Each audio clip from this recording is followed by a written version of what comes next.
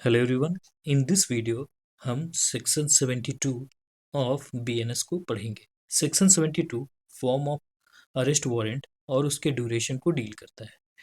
ये बताता है कि एक अरेस्ट वारंट में क्या क्या इंग्रेडिएंट्स होना चाहिए और उसका जो अरेस्ट वारंट जब रिलीज होता है तो वो कब तक एक्टिव रहेगा और कब वो इनएक्टिव हो जाएगा। ठीक है, तो अगर किसके बेयर एक्ट की लैंग्वेज को पढ़ें तो कहता है कि every warrant of arrest issued by a court under this Samhita shall be in writing, ठीक है, signed by presiding officer of such court and shall bear the seal of the court। ठीक है, तो ये इंपॉर्टेंट है।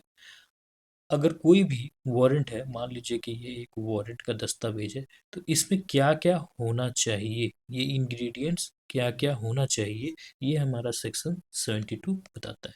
तो सबसे पहला जो इंग्रेडिएंट्स ये होना चाहिए कि भैया जो अरेस्ट वारंट है वो ऑलवेज राइटिंग में होना चाहिए।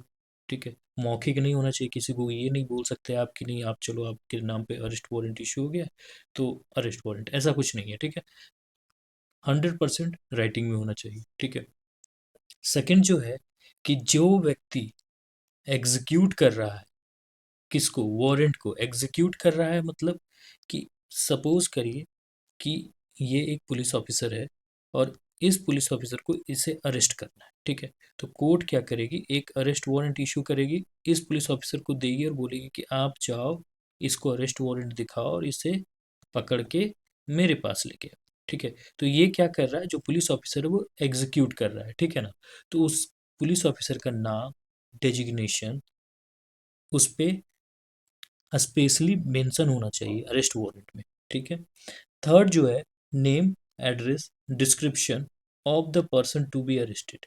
जिस भी पर्सन को अरेस्ट करना है, ठीक है, उसका नाम, एड्रेस और डिस्क्रिप्शन, वो कैसा दिखता है, मोटा पतला काला गोरा कैसा है, वो सारा कुछ मेंशन होना चाहिए आपके अरेस्ट वारंट में। फोर्थ है द ऑफेंस और cause for which the arrest is made. किस ऑफेंस के तहत आप उस पर्सन को अरेस्ट कर रहे हैं वो मेंशन होना ज़रूरी है आपके अरेस्ट वारंट में।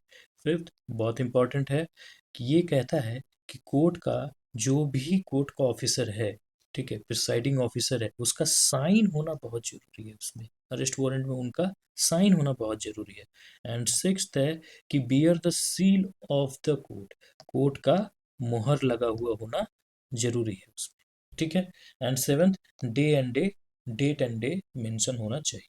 ठीक है, क्लाउज 2 जो है सेक्शन 72 का, वो आपको कहता है कि every such warrant shall remain in force until it is cancelled by the court which issued it or until it is executed। देखिए, जो अरेस्ट वारंट है ये दो तरीके से कैंसिल हो सकता है, मतलब ये खत्म हो सकता है। पहला क्या, कि जो कोई कोर्ट अरेस्ट वारंट को इशू करता है वो चाहे तो इसे कैंसिल कर सकता है। ठीक है, और मान लीजिए कि कोर्ट इशू किया, पुलिस ऑफिसर को दिया कि जाओ इस बंदे को पकड़ के लाओ, और पुलिस ने इस बंदे को पकड़ के ले आया कोर्ट में। ठीक है, तो क्या हो जाएगा, ये जो अरेस्ट वारंट है ये ऑटोमेटिकली कैंसिल हो जाएगा, वो इनएक्टिव हो जाएगा, वो एक्टिव नहीं रहेगा। ओके, तो अगर सेक्शन 72 में अगर कोई डाउट है तो आप मुझे कमेंट सेक्शन में पूछ सकते हैं।